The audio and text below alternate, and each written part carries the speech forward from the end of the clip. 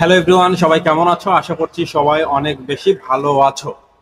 তোমরা ইতিমধ্যে যারা অলরেডি আমার কাছে সাজেশন কিনেছো তারা সবাই আমাকে আমার যে হোয়াটসঅ্যাপ নাম্বারটি দেখতে পাচ্ছ বা আছে তোমাদের কাছে অলরেডি আমাকে নক করো। কেননা তোমরা অনেকেই আমাকে বলেছে যে ভাইয়া আপনি যে প্রশ্নগুলো দিয়েছেন সে প্রশ্নের উত্তরগুলো আমি পাচ্ছি না, কারণ এবার শেখ হাসিনা পতনের প্রত্যক্ষ কারণগুলো আসতে পারে পরীক্ষায়। So, খুবই গুরুত্বপূর্ণ। কি আসবে না আসবে বলা যায় না। জাতীয় বিশ্ববিদ্যালয় কখন কি টাইপের প্রশ্ন পড়ে এখন এটাই এখন মুশকিল হয়ে গেছে। তো প্রশ্নের যে উত্তরগুলো তোমরা কোথায় থেকে পড়বা সেই উত্তরগুলো কিন্তু আমাদের তোমাদের একটা ওয়েবসাইটের লিঙ্ক দিয়ে দেবো। সেই লিঙ্কে গেলেই তোমরা প্রতিটা প্রশ্ন, তোমাদের যতগুলো প্রশ্ন দেবো সম্পূর্ণ প্রশ্নের উত্তর দিয়ে দেবো। হ্যাঁ, তাই আবারও বলছি, তোমরা যারা আমার পেইড সাজেশন ইতিমধ্যে কিনেছো বা নিয়েছো তারা প্রত্যেকেই অনেক প্রশ্ন খুঁজে পাচ্ছ না।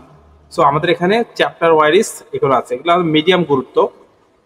দেখতে পাচ্ছ সংক্ষিপ্ত সাজেশন, শর্ট কোশ্চেন, গুরুত্বপূর্ণ, মিডিয়াম প্রায়োরিটি।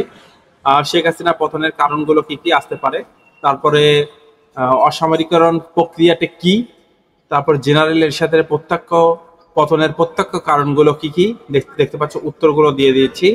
আন্তর্জাতিক ভোটার্স ডে সম্পর্কে কি যা জানো, অস্থায়ী সংবিধান আদেশ কি, বেসরকারি প্রক্রিয়া বলতে কি বোঝো। সো এগুলো তো তোমাকে আমি জাস্ট সাজেশন দিয়েছি, তার মানে এটা না তোমাকে তো ভালোভাবে পড়তে হবে বা বুঝতে হবে, তাই না? তো এই উত্তরগুলো কোথায় পাবো? তা সো আমি চাই আমার স্টুডেন্টগুলা সব থেকে ভালো রেজাল্ট করুক এবং খুবই গুছানোভাবে পড়ুক, এলোমেলো না পড়ুক। সময় কম, সঠিক জিনিস পড়তে হবে, সঠিক জিনিস লিখতে হবে, সঠিক জিনিস বুঝে আয়ত্ত করে পরীক্ষার হলে একটা গুড প্রিপারেশন নিয়ে যেতে হবে। ধন্যবাদ সবাইকে, ভালো থাকবা, সুস্থ থাকবা।